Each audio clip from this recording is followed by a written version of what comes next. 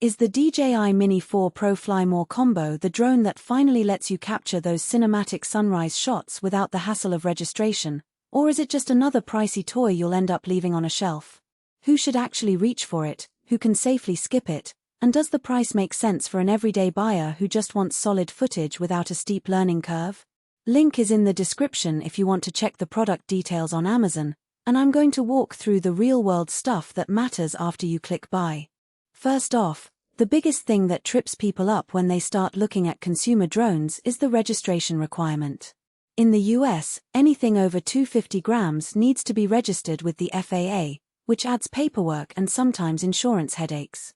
The Mini 4 Pro sits at a featherlight 249 grams, so you can literally pull it out of your backpack, fly it in a park, and be done with the red tape.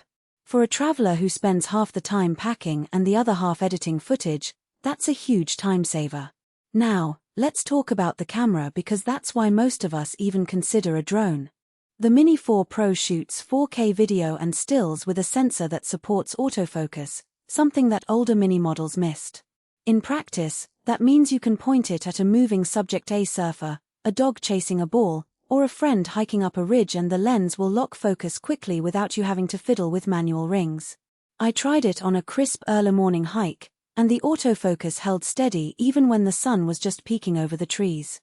The footage captured the colors of the sunrise without the washed-out look you sometimes get with older Mini drones that rely on fixed focus. Stabilization is another practical concern. The Mini 4 Pro uses a 3-axis gimbal, and in real-world tests the footage stayed smooth while I was walking forward at a moderate pace, holding the RC2 controller in one hand and a coffee in the other. The gimbal isn't just a marketing buzzword, it actually smooths out the small jitters that a lightweight platform picks up when there's a light breeze. If you're planning to shoot vlogs from a moving vehicle or a bike, that stabilization will save you countless hours in post-production. Low-light performance is where the Mini 4 Pro shows both its strengths and its limits. The sensor is larger than the Mini 2's, so it handles dusk and indoor lighting better, but it's still a 2.3-inch chip, which means you'll see a bit of noise if you push the ISO too high. In a practical scenario, say, a backyard party after sunset, the drone delivered clean 4K video with natural colors, but if you try to capture a concert stage from a distance, you'll start to notice grain. For most hobbyist creators, that trade-off is acceptable, but professional videographers who need pristine low-light results might look at heavier weight options with larger sensors. Battery confidence is a daily headache for any drone owner, and DJI tried to address that with the Fly More combo. You get 3 batteries, which together promise about 102 minutes of flight time. In isolation, each battery still gives roughly 34 minutes solid for a sub-250-gram drone, but you have to factor in the time it takes to swap them. If you're filming a single long take, you'll still be limited to a single charge.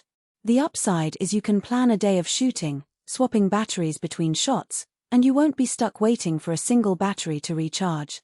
Just remember that the batteries are not hot swappable while the drone is powered. You have to land, replace, and take off again. For a weekend trip, 3 batteries feel generous. For a full-day commercial shoot, you might still need a portable charger or an extra set of batteries. The controller that comes with the combo, the DJI RC2, is a small handheld screen that eliminates the need to attach your phone. That's a plus when you're out in the field and don't want a phone slipping out of your grip. The menus, however, still carry the typical DJI learning curve. The main flight modes Cine, Sport, and Tripod are easy to toggle, but the deeper settings for obstacle detection and tracking require scrolling through a few layers of menus. If you're a total beginner, the first few flights will involve a bit of trial and error to find the right balance between ease of use and the advanced features you might never actually need.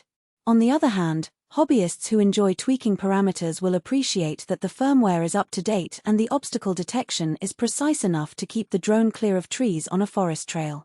Speaking of obstacle detection, the Mini 4 Pro introduces a more refined system that uses forward-facing sensors to recognize and avoid obstacles in real time.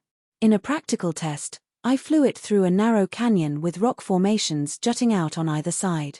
The drone slowed down automatically as it approached the walls and hovered, giving me enough time to correct the path. That level of confidence is a safety net for beginners who might